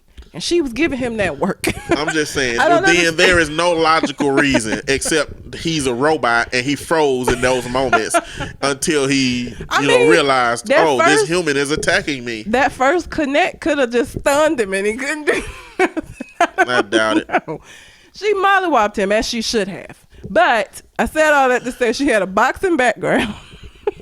And they locked his ass up as they should have. And he gonna say, I want her ass fired. Really, bro? Do you? See, that's where the whiteness came into play. You want her fired? He went to the other white manager and was like, I want her fired now. Because I put my hands on her and she hit me. How dare she? What? Then she got that police officer special. She got paid leave. She did. And then, it came out and she kept her job, man. She got assaulted, man. What's not about to happen is you're not about to get assaulted and have your superiors taken up for your assaulters. That shit is dead. No, them days is over. nope. Okay, shit done changed. It's a lot in the past. Yeah, if you at McDonald's and you get assaulted, you got assaulted, then you probably gonna get fired because you know what? It's the word of the customer against the word of the employee, and they gonna take the word of the customer over the word of the employee because the employee is expendable. A customer is not to an establishment like that. But see, now in the days of social media and video recording, McDonald's was not gonna have. It was not gonna be a good look for McDonald's if they let their employees get fucking assaulted by their customers. And it's a grown ass man yanking her across this counter. I don't care what she did or what she said. Let me tell you something.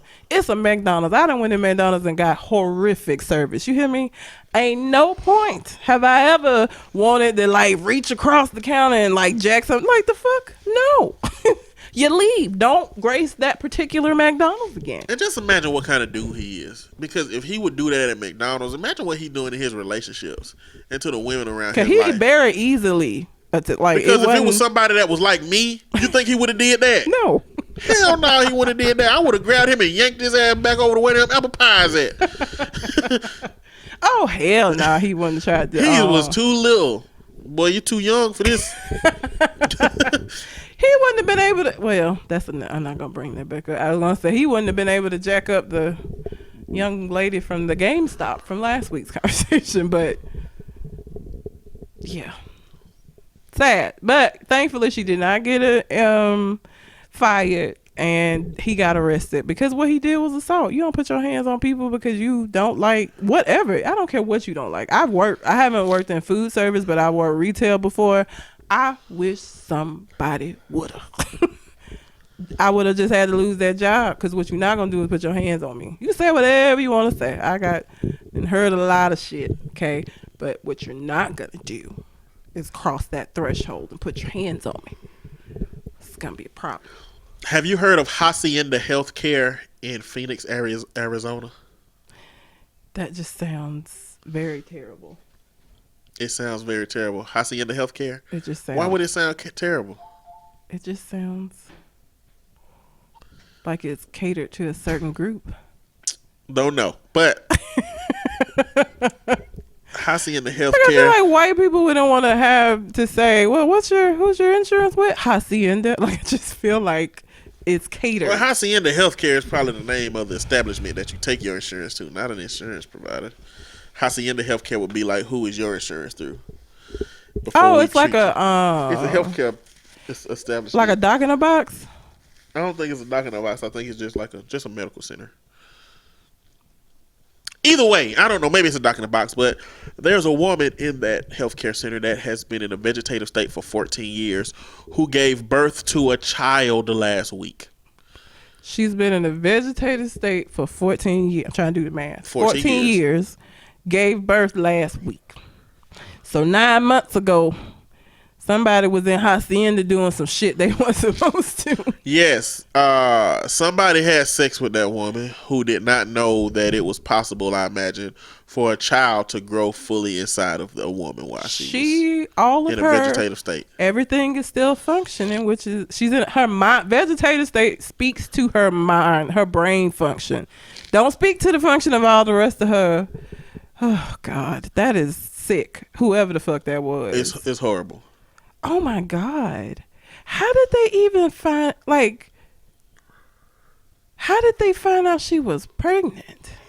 I mean, I imagine her belly was getting bigger, clearly. Yeah, but I wonder how far in to the pregnancy I do too, because did they realize? Because at some point they had to start providing enough nutrients for Prenatal the mom care, and the baby. That's what I'm saying. That's why I'm wondering, like, how long it took them to realize that it was a baby and not just bloat or, you know what I'm saying? Like, I wonder what measures a establishment would take to keep this from being put out in public if they knew that it was something that had happened. You can't do shit if her family. They can abort the baby.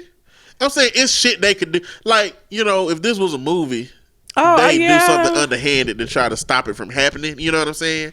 So it makes me think that, it makes me wonder, did they know? Because they just now saying it happened last week. Like, I feel like the birth of the baby happened last week. I feel like if they knew this for a long period of time, they could have got a lot closer to catching the person who it was. But what if, because some women don't get, and she would, with her being in a vegetative state, not moving, I wonder how much weight she gained. Like, they might have found out by the time they found out, because it might have just been too late to do shit about it. But what they can still, all they have to do is get DNA from their any male nurses, doctors, anybody who had access to her during that time, even if they don't work at the hospital no more. And let me say, this is the do a blood test on the baby. This is the Hacienda Healthcare statement, right? Hacienda Healthcare has been in business in the Valley for over 50 years and has an outstanding reputation providing high-quality, specialized care for our patients. As a healthcare provider, we cannot comment on any patient due to federal and state privacy laws. Oh, okay. Additionally, we cannot comment on any ongoing investigations. Oh, okay. We can say that our patients and clients' health and safety is our number one priority, and that we always cooperate when asked by any agency in open and transparent way. So your clients' health and safety is number one priority unless they're in a vegetative state? Unless they are a vulnerable person in the population that can be abused by somebody without anybody paying attention. The lawsuit, Hacienda Healthcare finna go under. Of course. Because the lawsuit that they are about to come under from allowing somebody in a vegetative state to not only be impregnated, but again, like, that lady she could have died. Like, there could have been complications from it could have been so many things. And like I said, if she in a vegetative state, they're probably doing the bare minimum, checking her every day. So she was going to have to be pretty far along in this pregnancy before anybody would even have realized some shit was wrong. Like, they're going under. They're going to have to go out of business. I wonder if this is a place that specializes in vegetative people with vegetative states. That's even worse. Well, I'm just saying, this don't seem like a crime of opportunity. You know what I'm saying? Like, it don't seem like a normal dude who had no idea or thought of having sex with somebody in a vegetative state just got this job and was like, oh, y'all got people in vegetative states here? I didn't know that. You know what I'm saying? Like, I don't think that's the case. I think that this is somebody who clearly was looking for a profession in which they would have access to a body that did not move. Does this count as necrophilia? Or no, is it, because they not dead. That's as close to dead as you could get without being dead, being in a vegetative state. I wonder if the essence of necrophilia, because Ted Bundy had sex with the people right after he killed them. Yeah, when they were still warm. Yeah, when they were warm. It wasn't a situation where their body was ever cold. So I wonder if there's a difference between. I wonder if the warmth of the body plays a part in necrophilia. Well, because you got some that like the body don't have to be warm. So I don't know. Necrophilia is such a weird paraphilia, but I don't know. I don't know if that counts. I don't know if it's the complete motionlessness, because that's different from, it's different from unconscious, and it's different from like being tied down. You know what I'm saying? So are there words? So I guess there's probably words for a necrophiliac, which is when they're dead, and probably a word for when they're unconscious. Because the tied down is BDSM, but I don't know about unconscious.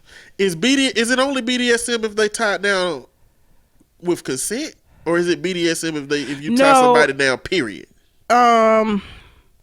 It's the difference in BDSM being an issue is the consent part. If you are with somebody that is a consenting partner, so it can be without consent. Like you can have somebody that is into bondage that likes to have an unwilling participant. I think it's still bondage. I think that the classification of when it's a problem is that part when you're wanting to do it with people that, because if you get a submissive that doesn't mind that, then BDSM is just a lifestyle choice. It's not anything you would need to seek treatment for. Yeah. But when you do it with people that are not willing participants, it is. So it's still bondage if you do it with somebody. If you just tie somebody down and they don't want it. So I don't know. I wonder about the unconsciousness now. If that is a separate thing, or if it's a subgenre of necrophilia. I don't know. But whichever, the person is sick as hell that did that. I feel sorry for the family, because now what they gonna do with the baby? What happens to the baby? Well, who's responsible for the baby? I have no idea. Because she's it's in a crazy, because I wonder state. if the family knew that in her state she could have a baby, if they would find somebody. You think that would be? Nah, that would be wrong. You can't do that. No, like the hospital wouldn't allow. Even if somebody wanted to do that, the hospital wouldn't allow it. You couldn't do that. So no, this had to be. And most people are not gonna. When your loved one goes into a vegetative state, you're just sad. Because you're not gonna be able to engage. Like I didn't even. It wasn't nothing I had ever thought about whether or not they could get pregnant. I got the answer now to a question I never had, but. I don't know that anybody, I think that they're horrified. What if it was like a lover?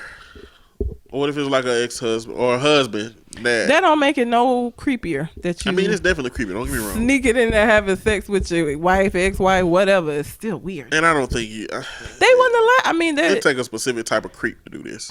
And I feel like during visitation, I just don't think he'd have been able to be in there having sex with her and nobody. Because during visitation hours, like when they know somebody's in there, I feel like they'd be more inclined to like check on her and come in there. Like this had to be somebody that was like working overnights at the hospital when like nobody was on the ward and nobody would have been coming in to interrupt him. That's some what is that show that Criminal Minds. That's some Criminal Minds shit. Don't nobody do that. Kill Bill. Oh yeah. My name is Buck and I like to fuck. She fucked him up when she thankfully. Yeah. Cause he was can you imagine how many other It's horrible. That's sad. I feel bad for her and her family. That's just, and I don't know who who the responsibility lies on. Who the kid? Who's the responsible? The baby was born healthily. I just wonder how long they knew. I think that makes a big how difference. Long they knew? Yeah. Like I said, her outward appearance changing could have took months because of her it not being mobile and not moving around and not, I don't know. I don't know how much you would show a pregnancy when you've been bedridden for however long she's been. That's just so creepy. So weird.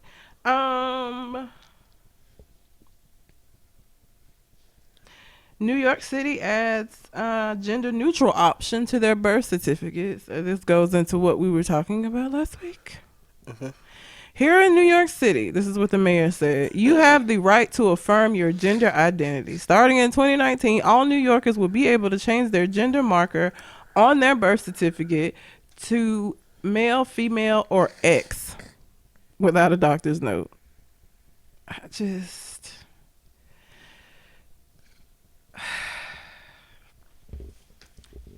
Your thoughts?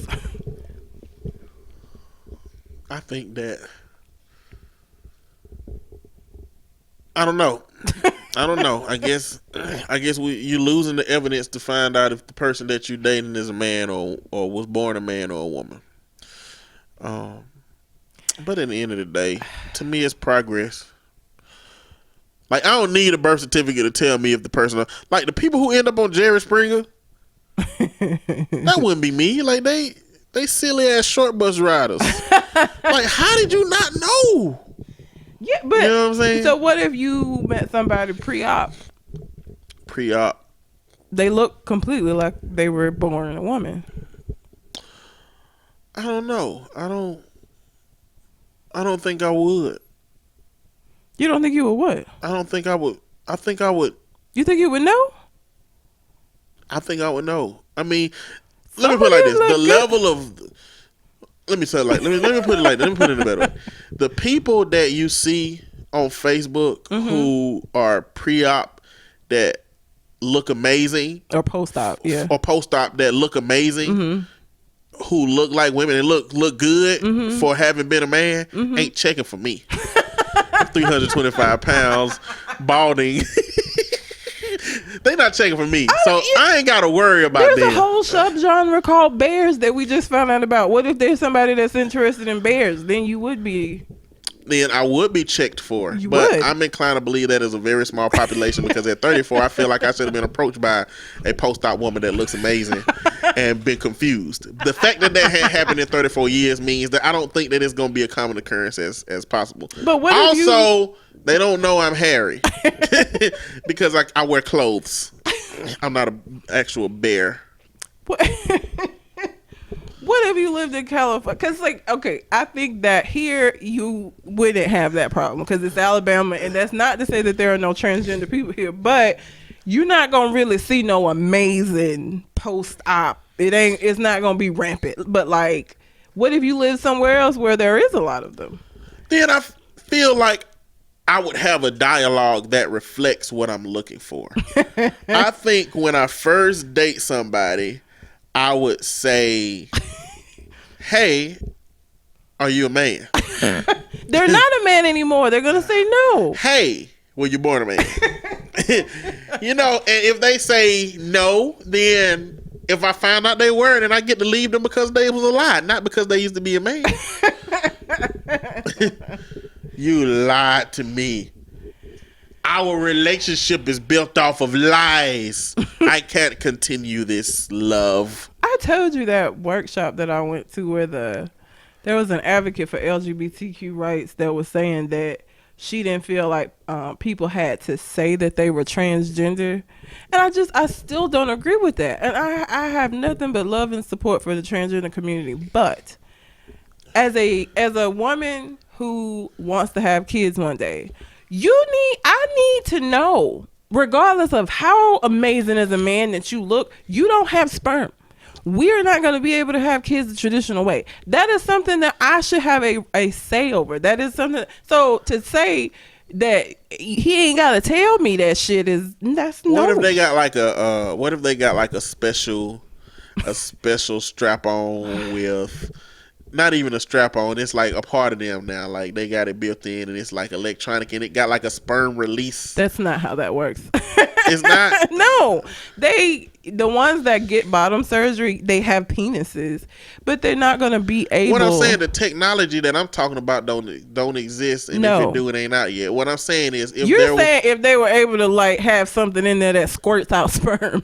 Yeah, like they put a cartridge in it like a e-cigarette, like a vape. What's wrong with you? They put a cartridge in it like a vape, and you don't know no different. Whose sperm is it? It ain't yours. The same sperm you would get if your husband was sterile.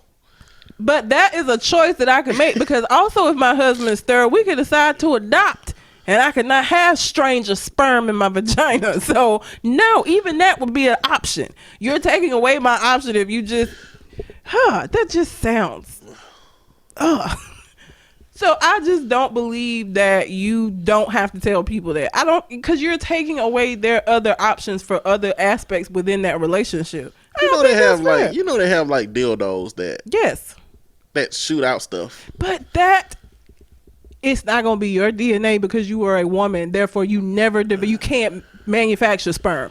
So like the child that we have is not gonna be our child. It's gonna be my child or whoever's sperm you got.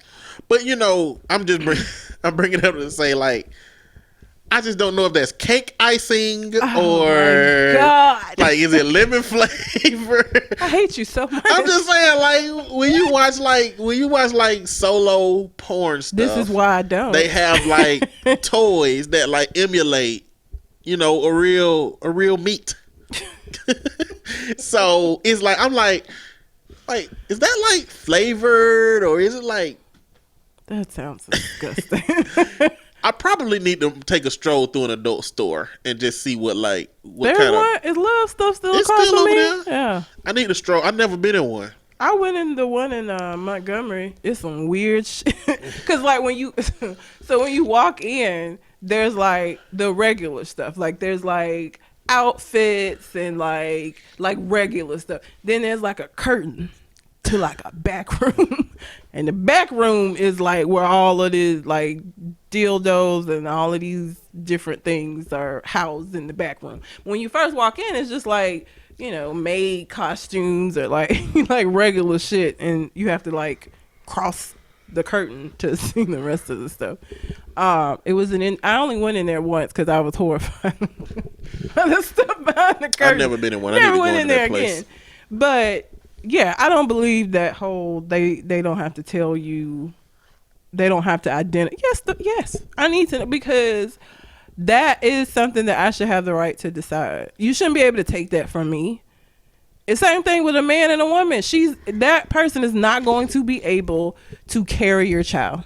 Something else gonna have to happen because they got a vagina but they don't have a womb. So ain't no baby going in there.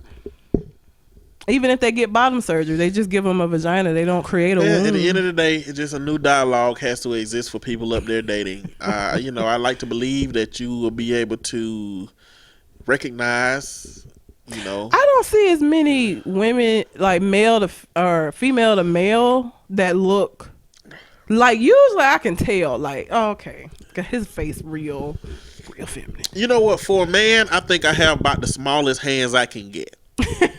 So I really feel like anybody I would run into would have bigger hands than me. I really feel like that should be. My hands might be bigger than yours. They might be. I have really Let's big check hands right now. It's close. Her hand is damn near the same size as my hand. I have big hands. My pinky is slightly longer than hers. I have really big hands. And I have little ass man hands. But that's good for shit like repairing computers and making candles and cooking in the kitchen and baking. It's good for a lot of shit. But I have big hands for a woman. Like, I feel like whenever I see other women's hands, I'm always like, I got mitts. The fuck? You need to get on that Yasmine James. You need to get on that boxing classes. Might need it. Apparently, people out here jacking folks up. So I might need to get my boxing together. And if Shogun ain't there, you're going to need to be able to handle your own. Now you all the way out. You just counted yourself out now. You counted me out, so I don't feel inclined to help your ass. You better have hands for that, man. What if it's a woman? What if me and you out and a woman like trying to attack me? Are you gonna step in? I'm supposed to, because you can't hit her. Are you gonna do it? I would like to think so. So me and you in the same place, huh? I would like to believe that I would, because you can't hit her. So you feel me then? You feel me? In theory, I would love it. Like, that's what I would do. I don't know about in practice. Like, we'll find out. So you and I will both be surprised at what you do in that moment. Basically. Okay. That was it. That's all I had. That's all you got? Mm-hmm. I got other stuff. Oh, okay. I just want to mention Elizabeth Warren, okay? Yeah, I know she is. What about her? What she do? Did she do? So Elizabeth Warren, I like Elizabeth Warren. I do too, and I feel like you're about to ruin her for me. Elizabeth Warren has long been telling the story about her family and her grandparents saying that she, had some Native American in her family, yeah. right? And Donald Trump did his best. He did. To invalidate the shit out of that existence for her. He did. By making it seem like she was telling the world that she was Native American. Mm-hmm. And I just really have a problem with people who've taken issue with that. Because she basically said my grandparents told me I got Native heritage somewhere back there. She went and did an ancestry DNA test, found out she do got Native American heritage back there, so it validated it. I mean, it's not likely that she ever really knew just from her grandparents' stories. Because look, old people say all kind of shit. You don't ever know. Exactly, but at no point has she ever claimed herself to be a Native American or Native. She has never claimed herself to be a brown person, and did like this. He's a toddler, though.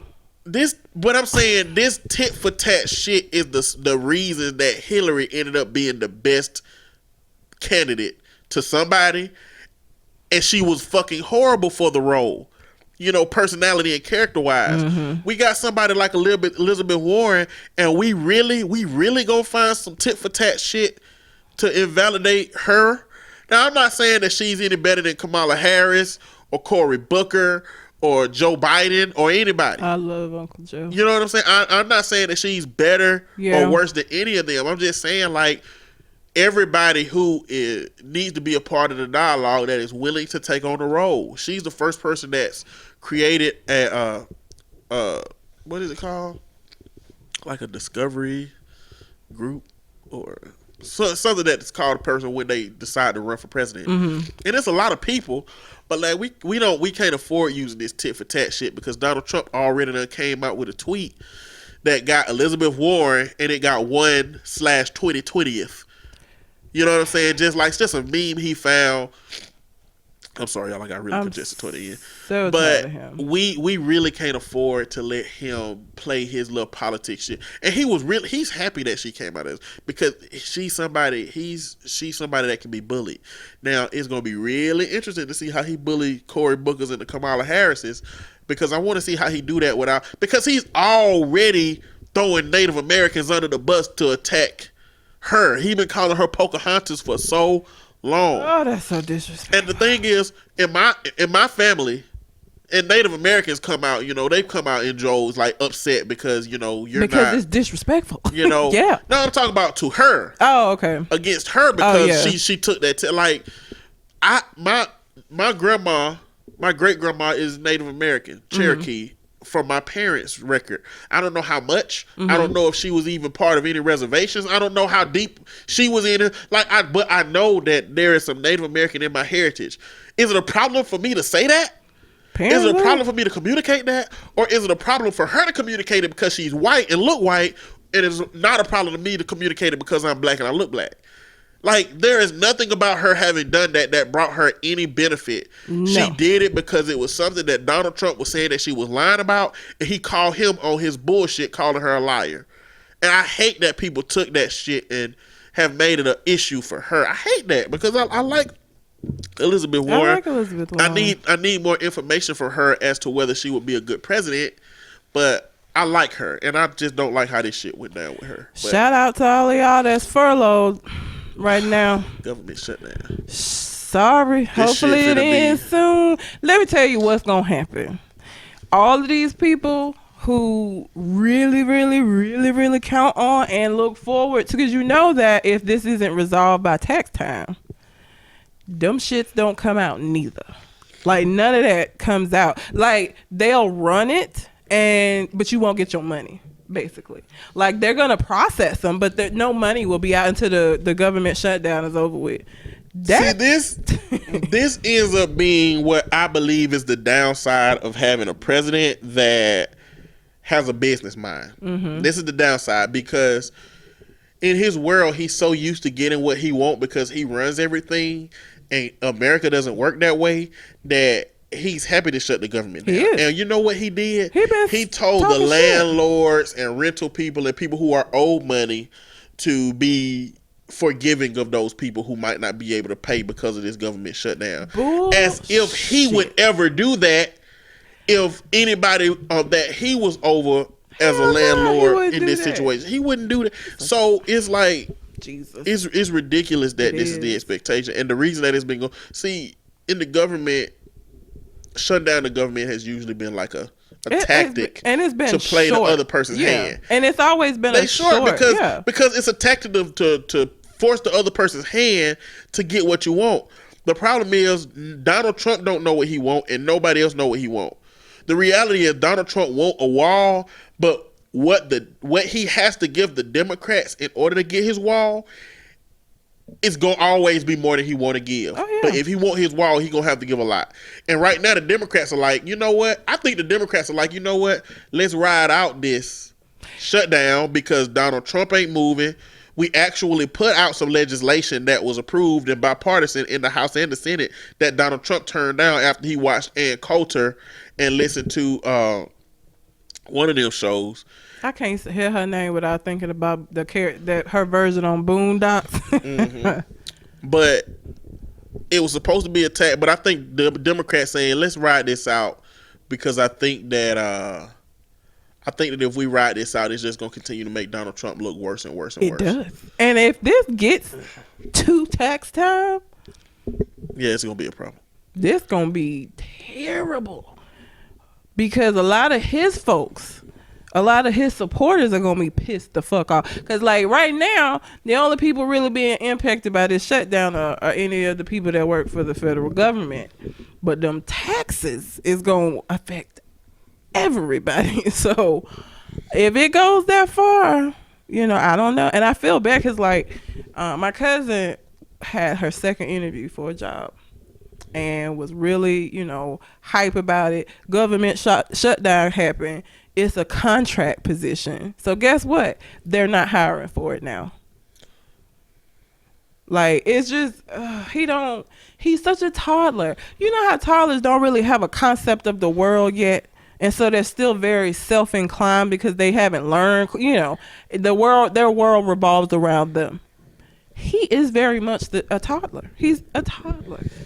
It doesn't matter how other people are impacted. He want what he want. I want my toy.